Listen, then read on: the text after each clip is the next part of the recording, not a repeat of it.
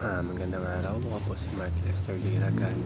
Ito po ang aking daily devotion ngayong December 16. Connected ka ba talaga o feeling mo lang? Jesus the True Vine na tinalakay po ni Pastor Russell Ocampo sa 365 Daily Devotion. Ang Bible verse ng araw ay galing sa John chapter 15 verse 5.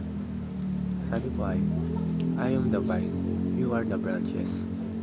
If you remain in me and I in you, you will bear much fruit. Apart from me, you can do nothing. Um, Kapag narinig natin yung salitang connected, kadalasan iniisip natin is Wi-Fi at data signal. Kapag mahina ang signal, naglalag. Kapag walang connection, wala talagang galaw. Ganon din pala sa spiritual life natin. Minsan akala natin connected tayo kay Jesus, pero kung titingnan mabuti, feeling lang pala natin. Um, Sinabi sa Bible verse ni Jesus dito na I am the true vine. Hindi siya simpleng vine lang, siya ang tunay, ang legit at ang totoong source ng buhay. Kasi bago pa si Jesus, ang Israel ay madalas ilarawan bilang vine pero failed vine. Hindi nagbunga, hindi naging faithful. Kaya dumating si Jesus at sinabi niya, ako na ang true vine. Meaning, gusto mo ng totoong buhay, totoong growth at totoong bumabago, dito ka dapat nakakabit.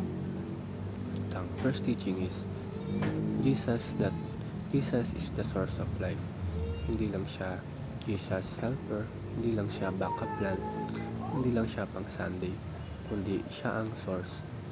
Ang sanga kahit gaano kaganda, kahit gaano kakapal, kahit kapag nahiwalay ito sa puno, mamamatay ito. Hindi siya mamunga at hindi siya lalago kahit anong pili. Ganon din tayo.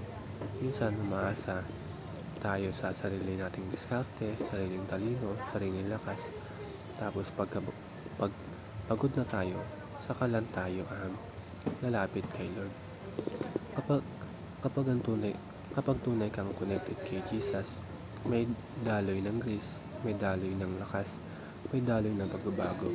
Hindi ibig sabihin wala kang problema, pero may buhay kahit may hirap. Pangalawa, we are nothing apart from Jesus. Masakit man ito pakinggan, pero muli nga sinabi ni Jesus, apart from me, you can do nothing. Hindi niya sinabi na you can do less at hindi rin niya sinabi na you can do some, kundi nothing talaga. Minsan ang dami nating ginagawa, busy tayo, active, may achievements, pero ang tanong, may bunga ba talaga lahat ng yun? Kasi pwedeng may galaw pero walang bunga. Pwedeng may effort pero walang pagbabago. Pwedeng mukhang Christian pero hindi Christ-like. Ang last, discipleship is a vital blood connection. Hindi ito casual connection. Hindi ito add friend lang. Hindi ito follow lang sa social media. Ang discipleship ay buhay sa buhay connection. Parang dugo na dumadaloy mula sa puno papunta sa sanga. Kapag tuloy-tuloy ang daloy, buhay ang sanga. Kapag naputol, patay. Ganun din ang discipleship kay Jesus. Hindi lang siya about knowledge, hindi lang about attendance, hindi lang about pagiging mabait. Ito ay pananatili kay Jesus araw-araw sa isip mo, sa choices mo, sa decision mo, sa ugali mo. Yun lamang po.